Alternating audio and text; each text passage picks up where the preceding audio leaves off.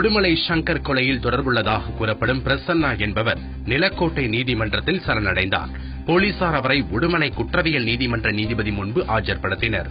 பிரசன்னாவை 5 நாள் போலீஸ் காவலில் எடுத்து விசாரிக்க நீதிபதி உத்தரவிட்டார். திண்டுக்கல் மாவட்டம் வேடச்சந்தூர் அருகே லாரி மீது வேன் மோதி விபத்திற்குள்ளானது. விட்டல் நாயக்கன் பட்டியில் இருந்து தொழிலாளர்களை ஏற்றிச் சென்ற வேன் கேஸ் சிலிண்டர் ஏற்றி வந்த லாரியின் பின்னால் எதிர்பாராத விதமாக மோதியது. இந்த விபத்தில் 7 பெண் தொழிலாளர்கள் உட்பட 9 பேர் படுகாயமடைந்தனர். கேரளாவிலிருந்து கோழி கழிவுகளை ஏற்றி வந்து தமிழகத்தில் கொட்ட முயன்ற காரை உணவு கடத்தல் தடுப்பு பிரிவு பறக்கும் படையினர் பிடித்து போலீசிடம் ஒப்படைத்தனர். திருவனந்தபுரம் நாகர்கோவில் சென்ற காரை சந்தேகத்தின் பேரில் அவர்கள் மடக்கி பிடித்து சோதனை செய்ததில் கோழி கழிவுகள் இருந்தது தெரியவந்தது. கோவையில் கெயில் எரிவாயு குழாய் திட்ட எதிர்ப்பு கூட்டம் நடைபெற்றது.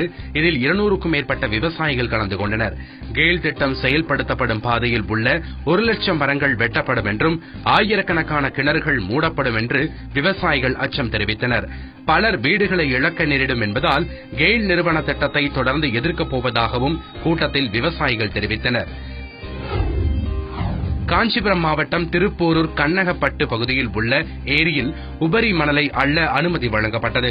ஆனால் அரசு அனுமதியை தவறாக பயன்படுத்தி ஏரியில் பொக்லைன் இயந்திரங்கள் மூலம் 20 அடி ஆழம் வரை மணல் தோண்டி எடுக்கப்படுவதாக புகார் எழுந்துள்ளது. இதற்கு அரசு அதிகாரிகளும் உடந்தை என்று கூறி நூற்றுக்கணக்கான லாரிகள் மற்றும் பொக்லைன் இயந்திரங்களை பொதுமக்கள் சிறைப்பிடித்து போராட்டம் நடத்தினர். சேலம் மாவட்டம் ஓமலூரில் நகைக்கடையில் வாடிக்கையாளர் போல நடித்து நகைகளை திருடிய பெண்ணை போலீசார் கைது செய்தனர். கடை ஊழியர்களின் புகாரின் பேரில் சிசிடிவி கேமராவில் பதிவான காட்சியை வைத்து போலீசார் அந்த பெண்ணை பிடித்தனர். விசாரணையில் அவர் நாமக்கல் மாவட்டம் ராசிபுரத்தைச் சேர்ந்த பானுமதி என்பது தெரியவந்தது.